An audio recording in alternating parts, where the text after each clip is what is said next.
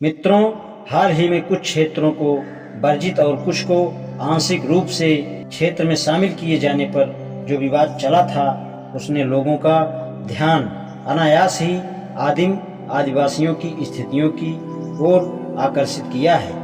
इन आदिवासी कबीलाई लोगों की संख्या अधिक नहीं तो 1,30,00,000 होगी। आजकल यह संख्या बढ़कर कहीं अधिक भी हो चुकी होगी।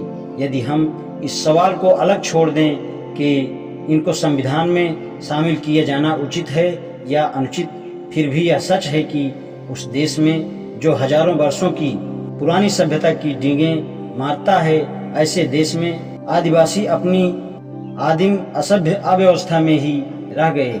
यह केवल असभ्य ही नहीं, बल्कि इनमें से कई ऐसे भी हैं जिन्होंने ऐसे काम धंधे अपना रखे हैं जिनके कारण इन्हें आपराधिक वर्ग में रखा है। सभ्यता की छाती पर 1,30,00,000 लोग आज भी आदिम अव्यवस्था में रहते हुए परंपरागत आपराधिक जीवन व्यतीत कर रहे हैं, लेकिन हिंदू समाज ने इस बात की कभी शर्म महसूस नहीं की।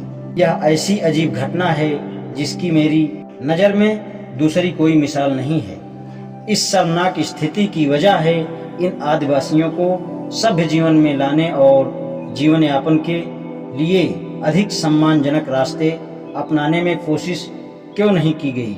हिंदू लोग इन आदिवासियों की इस स्थिति का कारण इनकी जन्मजात जड़ता को दोषी बताएंगे। हिंदू यह नहीं मानेंगे कि आदिवासी इसलिए आदिम जंगली रह गए क्योंकि उनको सभ्य बनाने, स्वास्थ्य सेवा देने, उनमें सुधार करने और सभ्य नागरिक बनाने के लिए कोई प्रयास नहीं किए।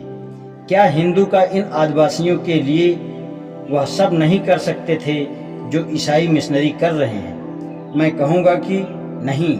आदिवासियों को सभ्य बनाने का अर्थ उनको अपना लेना, उनके बीच रहना, भाईचारे की भावना पैदा करना, संक्षेप में कहा जाए तो उन्हें प्यार करना।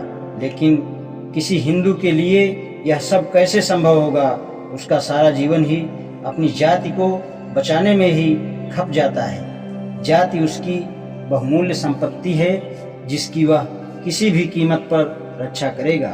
उसे यह कतई सहन नहीं हो सकता कि वह उस कुंजी को उन आदिवासियों, जो कि वैदिक काल से घिरित अनार्यों में से बचे हुए लोग माने जाते हैं, उनसे संबंध कायम रखने में गंवा दें। ऐसा नहीं है कि किसी हिंदू को पीड़ित मानवता के उत्थान की ओर उसके कर्तव्य के एहसास को नहीं सिखाया जा सकता। दुख का विषय यह है कि उसे अपने कर्तव्य का कितना भी एहसास करवाया जाए, लेकिन वह अपनी जाति की रक्षा को कायम रखने के कर्तव्य पर काबू करने के योग्य नहीं बन सकता। उसके लिए अपने जाति ही सब कुछ है। अतः जाति ही वह कारण है जिसकी वजह से हिंदू सभ्यता के बीच आदिवासी इस आदिम बर्बर दयनीय स्थिति में जी रहे हैं, और हिंदुओं को ना तो इसके लिए शर्म है और ना कोई पछतावा। हिंदुओं ने इस सच्चाई को भी नहीं जाना कि ये आदिवासी उनके लिए एक खतरे का कारण भी बन सकते हैं। यदि ये आदिवासी जंगली आदिम रहते हैं तो हिंदुओं को शायद कोई खतरा या हानि ना पहुंचाएं, लेकिन यदि गैर हिंदू इनको सुधार कर अपना लेते हैं और अपने धर्म या पंथ में शामिल कर लेते हैं तो वे हिंदुओं के दुश्मनों की संख्या व ताकत ही बढ़ाएंगे। यदि ऐसा होता है तो हिंदुओं को अपनी और अपनी जाति व्यवस्था को पोषने के अलावा कुछ नहीं रहेगा।